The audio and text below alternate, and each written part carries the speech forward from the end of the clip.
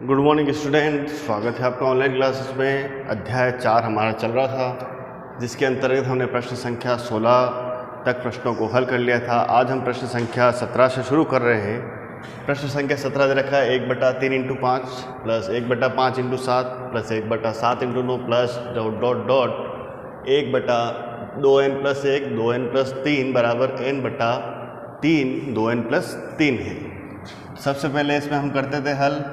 पहले चरण में n बराबर 1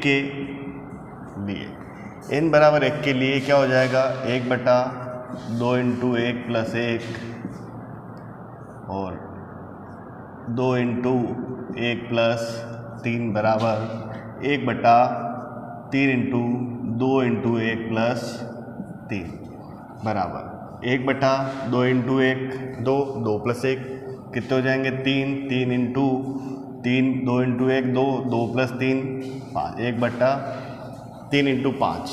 इधर क्या हो जाएगा 1/3 × 2 × 1 2 2 + 3 5।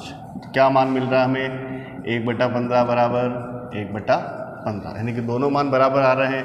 तो क्या हो जाएगा n बराबर 1 के लिए कथन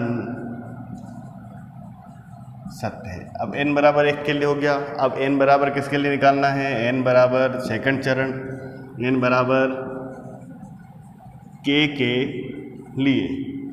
n बराबर k के लिए क्या हो जाएगा 1/3 × 5 plus 1/5 × 7 plus 1/7 × 9 plus ... 1/2k + 1 2k + 3 बराबर k/3 2k + 3। तो जब n बराबर k के लिए रखा तो हम इसमें डायरेक्ट लिख देते हैं कि n बराबर k के लिए कथन सत्य होगा। n बराबर k के लिए कथन सत्य होगा। अब तीसरा चरण क्या है, n बराबर k + 1 के लिए।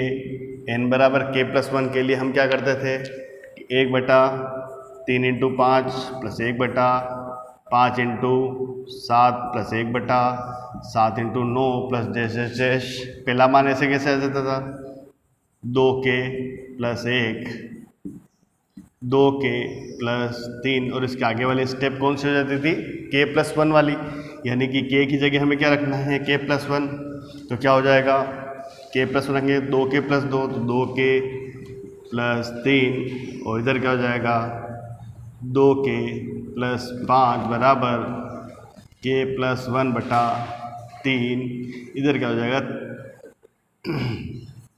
2k + 5, यानी कि LHS को हल करते हुए हमें क्या सिद्ध करना है, RHS का मान सिद्ध करना है। अब हम यहाँ पर LHS लिखें,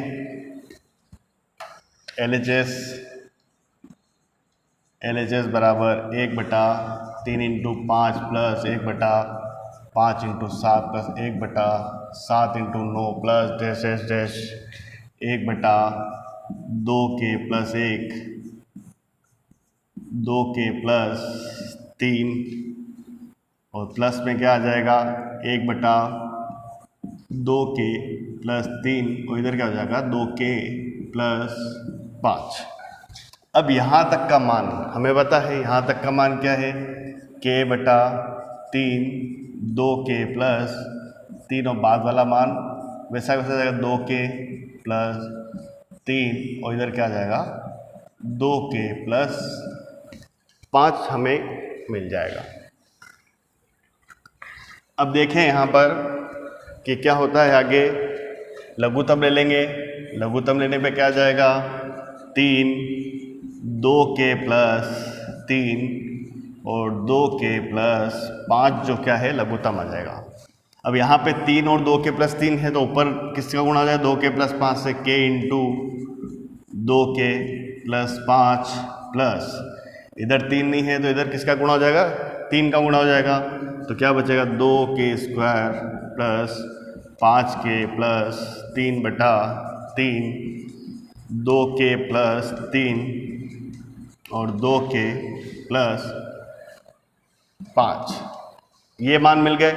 अब इसके गुणनखंड में पहले और तीसरे गुणा करने पर कितना होता है 6, और जोड़ने पर क्या आना चाहिए 5।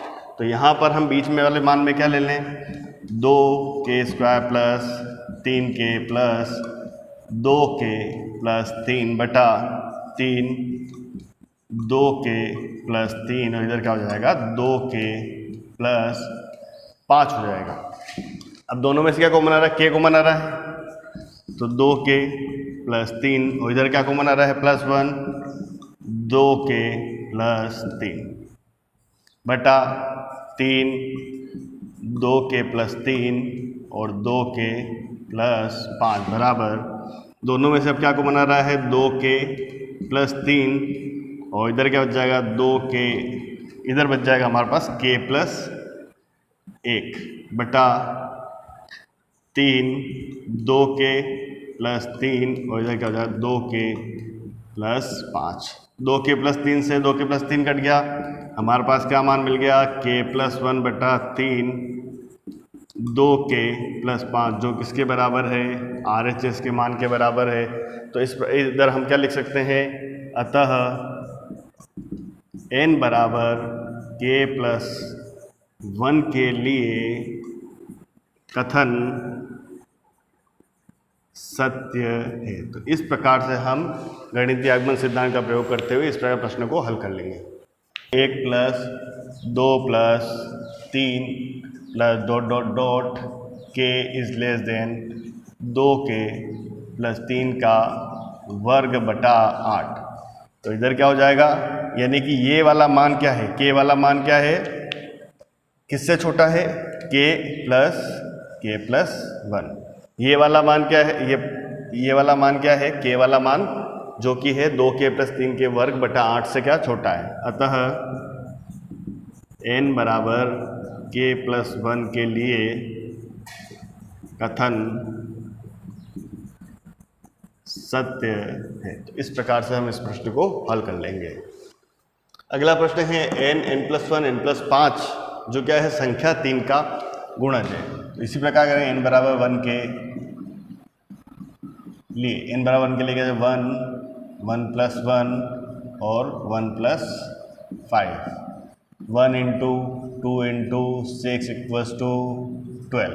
12 आ गया है। 12 क्या है, संख्या 3 का गुणज। गुणज का मतलब ये है कि 12 जो है वो 3 के पाड़े में आ रहा है, यानी कि वो क्या हो जाएगा 3 का गुणज।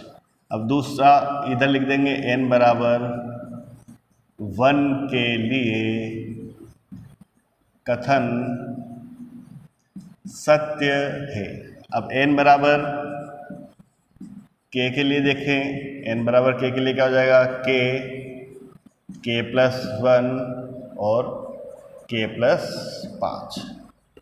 इसको हल करेंगे, इसको हल करने पर हमें क्या मिलेगा k² प्लस k, इसका गुणा वापस किससे होगा k प्लस 5 से, क्या हो जाएगा k की घात 3 plus 5k² plus k² plus 5।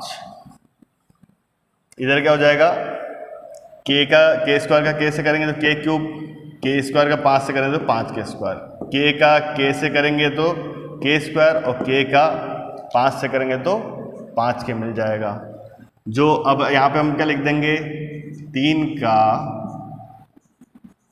गुणज है। अतः n बराबर k के लिए कथन सत्य है। n बराबर k के लिए कथन सत्य है। इसको हम क्या 3 का गुणज है तो इसको हम किसके रूप में लिख सकते हैं, 3 बराबर हम इसको मान लेते हैं 3m के बराबर हम मान लेते हैं। इस पूरे मान को 3 का गुणज है इसलिए 3m के बराबर हमने लिख दिया है। तीसरा अब n बराबर k प्लस 1 के लिए क्या हो जाएगा k प्लस 1 की घात 3 प्लस 5 k प्लस 1 का होल स्क्वायर प्लस k, इधर क्या हो जाएगा 6k² हो जाएगा तो इधर लिख देते हम 6k प्लस 1 का whole square plus 5k plus 1। अब यहाँ पर इसका होल क्यूब खोलेंगे तो क्या हो जाएगा, a cube plus b cube plus 3a square 3k square plus 3k plus 1 plus 6k square plus 6k square, और इधर क्या हो जाएगा 6 3 इंटू 6 2k यानी 2 यानी 12k plus 6 plus 5k plus इधर कितना हो जाएगा 5। अब ऊपर n बराबर k हमने देखा है, अब n बराबर k के हिसाब से हम इसको सेट करें, इस मान को सेट करें तो n बराबर k में क्या था, k cube 5k 6k square और 5k, k क्यूब तो है ही सही और 6k स्क्वायर भी है और 5k भी है, तो k cube plus 6k square plus 5k plus, अब यहाँ पर देखें k स्क्वायर वाले मान कितने हैं, 3 हैं, प्लस 3k स्क्वायर, इसको अपन एक साइड में इसको कोष्टक में लिख दें, 3k स्क्वायर, इधर k कितने हैं 3k प्लस 12k 15k और 5k 15 और 5, इधर हमारे पास कितने हैं 3k और 12k, ये कितने हो गए 3 और 12 15k प्लस, अब संख्या देखें, संख्या कितनी हो रही है 5 और 1 6 हो रही है, तो k square plus 6k square plus 5k plus 3 common ले लिया k स्क्वायर प्लस 15 3 कॉमन ले लिया तो 5k प्लस 3 कॉमन ले लिया तो कितना बचेगा यहाँ पर 2। अब हम यहाँ पर देख रहे हैं कि ये वाला जो मान किसके बराबर था 3m के बराबर था, और ये मान क्या है 3k square plus 5k plus 2, इसको x मान लिया, x क्या है 3 का गुणज है, ये हमने n बराबर k के लिए हमने सिद्ध किया था, और यहाँ पे भी 3 का भाग लग रहा है तो ये भी क्या हो जाएगा 3 का गुणा हो रहा है यहाँ पे, तो ये भी क्या हो जाएगा 3 का गुणज हो जाएगा।